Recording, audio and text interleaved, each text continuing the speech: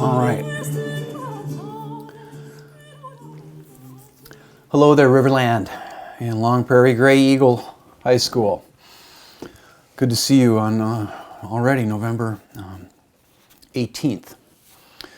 And I didn't have the story from my morning people, but it kind of gives you pause, a little cautious pause when you're a 61-year-old dude, barely 61, and you realize, my goodness, I'm making my living with this camera. I'm making my living with this equipment. Before I just needed a piece of chalk and students and thin air, and how happy I am to have it. But what happened to me, I taught my 9 o'clock, I taught my 10 o'clock class, and then I was hungry, and I thought, hey, how about if we warm up a couple of organic chicken sausages in the microwave? And I was over the kitchen sink, and I forgot that I had my lavalier mic on. You can forget. It's kind of fun because you can, walk away from the screen and get a book, and students can still hear you. But while I was doing the dishes, the microphone fell into the sink in the water, and I'm like, "Are you kidding me? Did I just drop my mic in the water? This is my $300 Sennheiser wireless lav." And I actually gave it mouth-to-mouth resuscitation. I tried to suck the moisture out of it, and it worked. So I brought my mic back to life with CPR. Let's let you think about that disturbing image for a while. Just kind of in the prelude way, before I even get to the preview. Today is the 100th anniversary of something pretty dark that I don't even want to talk about because it's too nice a day. Even cloudy days can be nice. And I just had to make that observation. And to say something obvious, our governor tonight on November 18th at 6 o'clock, Governor Tim Walz, towards whom I'm neutral, is going to probably announce more restrictions, constraints on the way we live our lives. And I braced my students in Brainerd for this today. I didn't want to be the bearer of bad news, but I know that a lot of you students work in the restaurant, service industries, in bars, restaurants, and it looks to me like there's going to be, the rumor is that they're going to go takeout only for a month. So not everyone will lose their jobs, but that's going to cripple the restaurant industry and create more heartbreak and anguish. There's people that are don't have work, and then there's people like me that have more work than they've ever had in their lives. It's not even fair. And I observe in California that churches are closed in many counties, but they're keeping the strip clubs open. What can I say about that? What I can say about that to a bunch of advanced Minnesotans is that we have a way of speaking, right? We have these tropes. Like one of the things we say in Minnesota, if you're a licensed Minnesotan, is could be worse, right? Like an asteroid could be coming out of the sky towards Minnesota, and Minnesotans would look up and go, wow, it could be worse. I don't think so. And we have another thing that we say. What Minnesotans say when they don't understand something is, that's interesting. And that's what I want to say about the idea that in California they're keeping churches closed and strip clubs open because it's a free speech thing. That's interesting. I also want to say another thing. We talked earlier about the idea of not looking over your shoulder. That was one of the metaphors I put before you. I suggested to you that there's many characters in literature, and I only offered a couple examples. Characters are told in these stories, don't look back. Do not. It'll be bad. We already talked about what happened to Lot's wife. We already talked about Orpheus losing his beloved Eurydice because he has just got to look over his shoulder at her as he's leading her out of Hades. And I let you know that I'm trying to admire and pattern my life after Elisha in the book of Kings. He has that thing thrown over his head by Elijah. And it's that moment that he realizes, I'm not a plowman anymore. I'm a prophet. I got a new job and I'm heading out and to a new life. And I also said it was human to wonder a little bit about our before life, our old life, and if we'll ever get back to that. I don't think so, but I'm not going to editorialize on that. But I still will tell you that I've been having a lot of one-on-one experiences with students lately. And I didn't realize until that I was missing something that I wasn't even aware of. I love teaching classes, but I love it when I can talk to a student one-to-one. Any of you can call me, text me, schedule a Zoom meeting with me about anything. I'd like that a lot. I had a student named Ben Schlegel who I had served last year. He needed help on a scholarship application. What a delight it was. He's one of my favorites. To go on a Zoom meeting with him and go through his paper line by line. He's going to get the scholarship, and I told him I need 3%. That's the rule. I got a woman named Sheena, also up in Brainerd, who wanted me to go over a scholarship application, and how fun that was. I'm hearing from students from last year all of a sudden. I got a text last night from a woman named Sydney. And the text it showed a photograph of her journal from last year and my illegible comment at the end. And all it said was, "Johnson, it's been a year. What does this mean?" So I typed out my interpretation of my own handwriting. My handwriting is terrible. You are the first students, you guys and my Brainerd kids are the first, Brainerd people are the first students I've in 34 years that actually know what I think of their writing and their thinking, because I'm using Siri to speak out the comments. I'm saying more too. And I could tell from her black fingernail polish that it was Sydney McLeish. Last night I got a call from Haley. Namanuk, I feel like I'm wasting your time. She wanted some help on a book project, but the problem was she hadn't read the book. I said, don't worry, English majors you're going to be an English major. English majors are geniuses at talking about things that they have not read. So I dropped everything. I was in the middle of editing one of your videos, the one I just posted last night about 8:30 or so. And I dropped everything and spent 20 minutes with her because I'm so lonesome. Her brother crashed a snowmobile at 100 miles an hour before the pandemic started, and he was in a neck brace, broken neck. I got one of the most anguished emails of all from him. We know what it's like to be on lockdown. What's it like to be on lockdown and in a neck brace?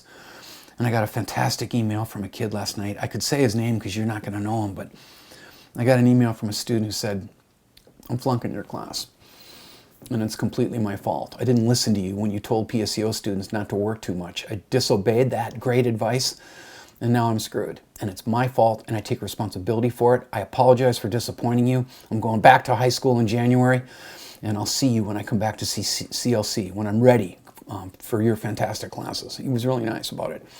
That's the answer I'm looking for, and that's so rare. When kids are pinched, they do one of two things. They 99% of the time blame others, blame things, make crap excuses. And last night, that email took my breath away. I said, "Kid, you got integrity. Young man, you have heart. I just might cut you a deal." That is the answer I'm looking for. So here's what I have for you today. I would like to, let me get my little cards here. What I'd like to do is, I know I've shown you this poem already, okay? But I was just too excited yesterday to fill out a firm offer form for the Polish poet Adam Zagajewski. He's going to read from Paris in January. He's resurfaced. He wants to be part of my series. He called New York, said, "Tell Jeff Johnson I want to read for him." And I am so passionately excited that I get to do that, even if it is virtual. It'll happen mid-January when school starts up again. And I'd like to put this complete sweetheart before you. Open your heart to this. You're going to fall in love with this guy. He's made out of light. I'm just going to plunk you right down in the middle of this conference that he appears to be at. It looks swanky. Seems like there's a lot of people there. And we'll just put him in mid-sentence. He's going to talk for a little while about lyric poets, what they don't do. Definitely. And then he's going to turn around and read from a screen a poem that we definitely need as things get darker and more troublesome and more frightening in the pandemic. So try this out. Adam Zagajewski. You know, poetry and art, I mean, it doesn't make sense to speak separately about poetry together with arts, with music. There is kind of, as you say, the repository of some lucidity. Poetry gives us moments of lucidity. Poets are different from storytellers. We don't tell lyric poets don't tell stories. We react to moments of lucidity. A good poem, is a record of a moment of lucidity. There's no story in it. There is no lesson. There's no moral lesson. But the lucidity itself is a value, because for a moment we see better, we understand better. And this is what it means to be human, to have these moments of lucidity. So please Let poets live.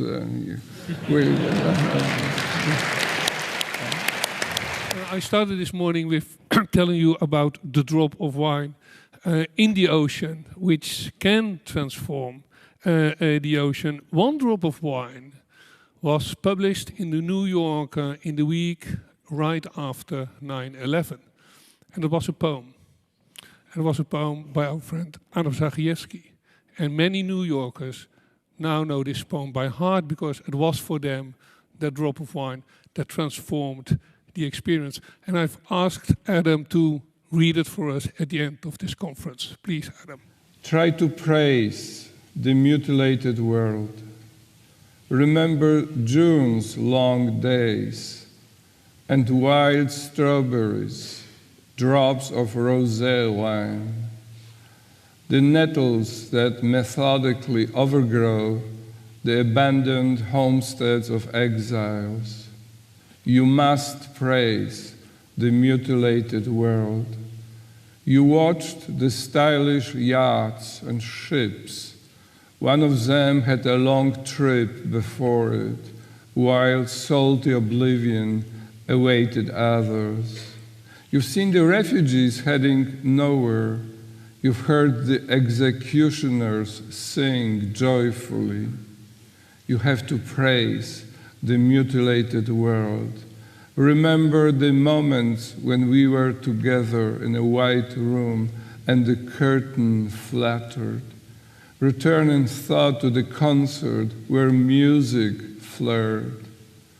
You gathered acorns in the park in autumn and leaves eddied over the earth's scars.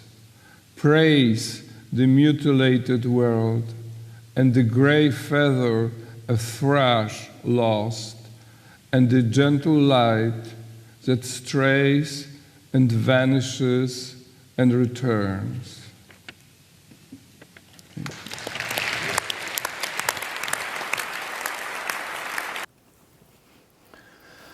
So, a couple of things today. I'd like to talk about narration, types of narration. It's important to understand. And I know you've been here before, and I just know it because everybody gets it in like 6th, 7th, or 8th grade. The basics are explained to us, but I'm going to try to make that a little bit more complicated. And it's going to be kind of hard for us to have a conversation about The Great Gatsby today because it's just me talking. But I was surprised how well my 9 o'clock did today. They're the quiet kids. They're really quiet, bunch of PSEO students, and they're shy. My 10 o'clock classes got some fire and light in it, and I knew they were going to talk to me. And so maybe I can just report on what we talked about and maybe make a comment or two on the novel. And if we were in a classroom, up on the board you would see an item that says, an English major talks about love. And then you'd see another item to close it out, which is all about an English major almost talks about love. And we'll get there when we get there. I don't think we're going to need half an hour of your time today, but we'll see. I'm using my iPhone to watch the time. So I asked my captive charges this morning, what do you know about narration? And have you been told somewhere in school that we have first person, right? We have the first person I, that's a perspective. We also have the you, which is very difficult to write in literature-wise. And we also have third person limited and third person omniscient, which is about the they. And they were all nodding. It was familiar territory to them. We don't need to talk much about the I. The you, I only know very, very few writers who have written great novels in the second person. That's really hard to sustain. Carlos Fuentes has done it, definitely. And so too as Italo Calvino with a novel called If on a Winter's Night, a Traveler. That's actually written in all persons. So is the Fuentes novel. And I ordered If on a Winter's Night, a Traveler for the first time for my honors lit class, and really hesitated because there's some naughty bits in that book. There's some sex, and I'll just tell them to skip those chapters. It's just too much fun. It's too brilliant. I had to punch the button on that one. But here's a couple things that you may not know. And one student, sweet Kylie Bisted, I asked her when she said, she knew all this. I said, where'd you learn this? She said, 6th grade. Mrs. Sukup was her teacher. And I said, okay, how many of the rest of you had Mrs. Sukup? And hands went up in the air. And I said, okay, this is what I think you should do. I think as a show of force, not to throw her under a bus, but I think you should go back to your 6th grade classroom, the 5 or 6 of you that put up your hands, and just tell her more things about points of narration. Again, not putting her down, but I'm pretty sure Mrs. Sukup has not read the 450-page masterpiece called The Rhetoric of Fiction by Wayne C. Booth. And there's a long passage in there on narration. I only want to tell you 2 things from that book. It'll spare you the trouble of reading that chapter. We have narrators that are aware that they're telling a story, and we also have unaware narrators. They're not fully cognizant of the fact that they're writing. I would call Nick Carraway in The Great Gatsby an unaware narrator. You go many pages. I think you go about, I don't have my book with me, but you go about 170 pages before he finally says something like, well, I've been looking over these pages that I've been writing, right? Only then does he realize, I'm a writer, I'm a storyteller, I'm telling a story, and have been telling a story for a long time. Huckleberry Finn is the same way. Maybe I've brought this to your attention. We got to look at the greatest moment in American literature. Friday'd be a good day for that. Huckleberry Finn spins like 240 odd pages, maybe 250, before he says to the reader, you know, if I'd ever known how much trouble it took to make a book, I never would have started in on it. He too goes a long time without really acknowledging that he's the writer, that he's the teller of the tale, and that's fascinating to me. It's dead simple. Aware narrators and unaware narrators. And that one's not on the quiz, so you can just turn that into a repressed memory. Although now I want to add it. Oh, by the way, Sherry Veter's trying to figure out how to pull a quiz from Brainerd and pull it into the D2L shell in Riverland. She's working on that for me right now. And there's another thing to know about narration, and this is going to seem a little bit weirder.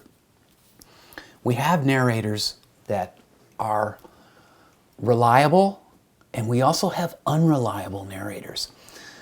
And you're thinking, why would that, what does that mean? Or why can that be important? Well, yes, it's make-believe, it's fiction, it's art, which is in the middle of the word artificial. But still, we have narrators that we can't fully trust. I'm not sure I fully trust Nick Carraway. When he proclaims to you, the reader, that when he says, I'm the only honest person I've ever met, ooh, right then and there I start wondering if he's lying to me. A better example, and I told Kylie to tell Miss Sukup about this too.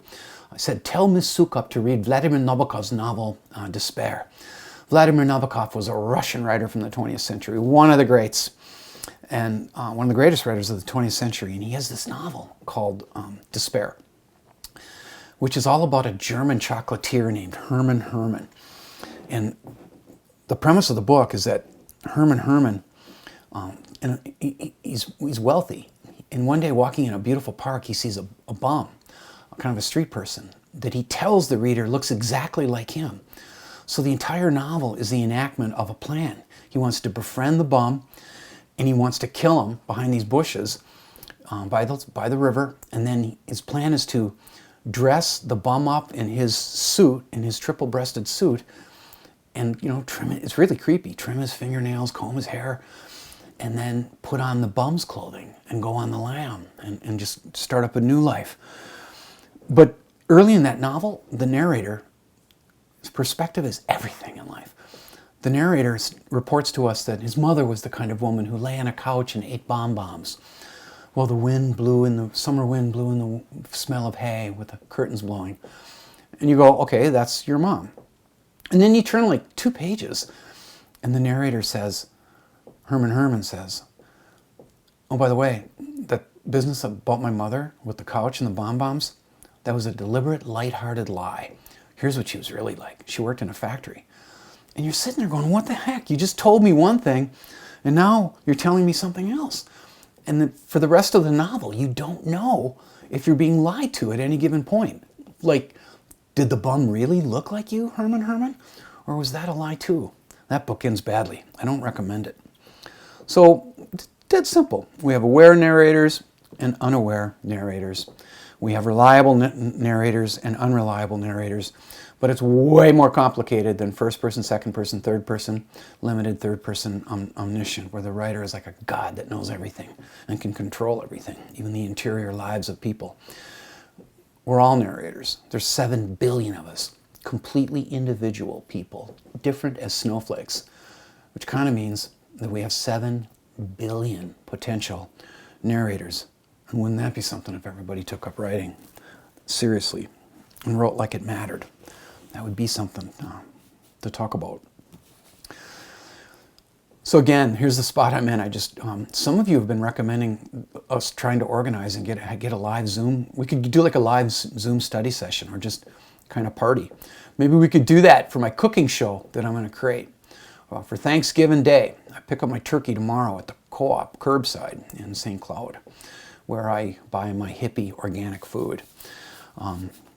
We could all be in our kitchens together. I'm just thinking out loud. So what did we talk about regarding The Great Gatsby today? I threw open the floor generally, just kind of a report, an account. And I said, okay, well, I'm opening the floor. What do you have to say about this novel? And it was pretty quiet at first in my quiet class. I've always got one quiet class. It never fails. But then they started rolling a little bit. And it was women who were mainly talking, because the class is full of women. And the question pretty quickly became, well, actually, the first comment in both classes, students came out swinging, saying that they were really rooting for Jay Gatsby. Well, that's a trick, or a tactic. Novels have their trickery, their bag of tricks. And think of it this way. Tom Buchanan is a jerk. He's a butthole, man. And I hope little Pete didn't hear me call somebody a butthole. Your sympathies are messed with, okay? You didn't get played, but writers have a range of ways of controlling our empathy and our sympathy, who we pull for, who we root for. And that's a natural-born thing to look for villains and root against them and root for our heroes. Don't you guys, you see it, you must see it. It doesn't work if Tom Buchanan is a good guy. The novel doesn't work. Fitzgerald has got to make him a first-class jerk. He's racist. He's violent. He reads bad novels. He's untrue to Daisy Buchanan. He has a girlfriend. What's a nice word for slut? I don't know. And I feel sorry for those Wilsons, kind of, even though they're piteous. So in vilifying Tom Buchanan and making him a guy you could root against, your sympathies naturally flow towards Gatsby, who's not a saint either. He ain't a Boy Scout. He's a criminal, although we never quite fully learn why. It has something to do with the pharmaceutical industry and crimes that he's committed. So we had that talk, the talk about sympathies. Who do you pull for? Who do you root for? And then we had some talk about love. Is this really love? I said that. How do you characterize the way Jay Gatsby feels about Daisy? And there were some women that were like, he's kind of a stalker. He's kind of a stalker. Excuse me, my eye is itching. I'll edit that out. And so I asked a few women, would you want a man to love you in that way? And most of them said no. And then my deal was, okay, would you want a man to just love you moderately? Wouldn't you want a guy to be just crazy about you, that would do anything to be with you? And they were kind of like, well, maybe to a degree, but also maybe not. And I think here's what I want to say to you. I want to talk about love a little bit. And there's all kinds of stuff I could tell you. There's little bits of Fitzgerald in this novel. You can't get away from it, right? There's also little bits of Minnesota in the novel, little bits of his Catholicism, even though he left the church at 18 like most people and never looked back. I think what's important to note is this, two things. Thing one, I have a strong opinion about love, and I'd give it to you, but I don't want to do it in class. And if that sounds weird to you, then I'm being a weirdo again. I'd like to give you the secret to having a successful life with whoever you marry. We go off 2 by 2. Our last writer, Thornton Wilder, is going to put that idea before us. We step into our grave married. And I told my students this morning, and I'll tell you the same thing. If you want my super secret opinion on love that I'm keeping real quiet about right now, just send me an email. I've already written out a description of it. It's spiritual, so if that's not your scene, don't send me the email. But I believe it. And the 4 or 5 students that have written me and said, "Hey Johnson, I want to hear what you'll tell us on the side about love." All 5 of them, most recently Myra Strong, said, that totally makes sense. So if you'd like that answer, I'll give it to you. But let's, for the shy, for everyone else, let's say another thing that I feel more comfortable saying in class, so to speak. This is class. You guys may not know this. You might have heard of courtly love. And, you know the basics about it. I myself checked out a book on courtly love from St. John's Library when I was young. I picked it up. It was ancient. And I checked it out thinking that it would help me woo women from the College of St. Benedict. And I took it back the next day because it wasn't what I thought. What it was a book about courtly love. Here's the deal. You probably don't know this part of it. Across Europe in the 1400s, for reasons that we don't fully understand, a phenomena, kind of like the flu that was actually spreading back then too, the pandemic, or the plague rather, killed 1/3 of all of Europe.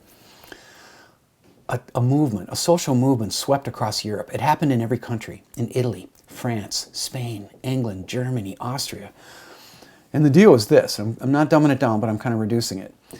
If you were a lord or a nobleman, for instance, in the 1400s, you could, it was okay for you to pick out another woman that you weren't married to, and the idea was that you would love her, but you would love her from a distance. There were rules, as violated by Tristan and Isolde. Isolde, as the opera goes by Wagner. You were not to touch her. You were never to talk to her. You were to keep your love for her a secret. She could maybe love you too, and you might have a hint. But it got really bound up with the Virgin Mary and religiosity and the church. And the idea was you would love this woman from afar, not going near her, and fan the flames of your passion until you just sort of entered like a religious psychosis, like a big epiphany. Weirdly, the love was supposed to lead to you becoming holier. This carries on to this day. Now, it was really interesting with my 9 o'clock class because I said, how many, and I kept it, kind of hetero, because I'm a straight dude, and I know there's other ways of loving, but I said, how many of you guys got a girlfriend? Not a lot of them. Hunter Thompson's hand went up. And I said, Hunter, when you took that girl off for the first time, did you open the door on the date? He said he did. Well, they've been going off for a year and he's not doing that anymore. And I said, and Hunter, if you were walking down the road, who's going to walk nearer to the traffic? You or your girlfriend? He instantly said me, right? He's got to be her protector. And I said, Hunter, and I know you know this cliche, if you were walking on a path through the woods and you hit a mud puddle, you're not going to do it because it's going to wreck your jacket, but what at least crosses your mind? And he said, I'm supposed to throw the jacket onto the puddle so she doesn't sully her pretty little feet. And this is what you guys got in. Oh, and then with my second class, my 10 o'clock class, it was more interesting because I said, how many of you have girlfriends? No answer, nobody. And then a young woman said, I have a girlfriend. And she was smiling at me. And I went, okay, I get it. Yeah, I read in your journal about her, but I didn't know if it was girlfriend with a capital G or a small g. And she went, capital G. Okay, and then I tried the same questions, which didn't really work. Here's how to avoid the divorce that is destroying my sister Boo, my troubled sister Boo. When you fall in love, Borges says you create a god. you create a religion with a fallible God. He's so right, he's never wrong. It goes like this. When you fall in love, courtly love is still with us because of the weight of the culture, the movies we watch, the music we listen to. For a little while, you're not in love, you are involved in romance. It's romance, it's romantic. And for a little while, that person is going to be put on a pedestal because of the force of the culture is going to make you think that your love must be perfect, and by extension, so too must your beloved be perfect. That can't last. It's not sustainable.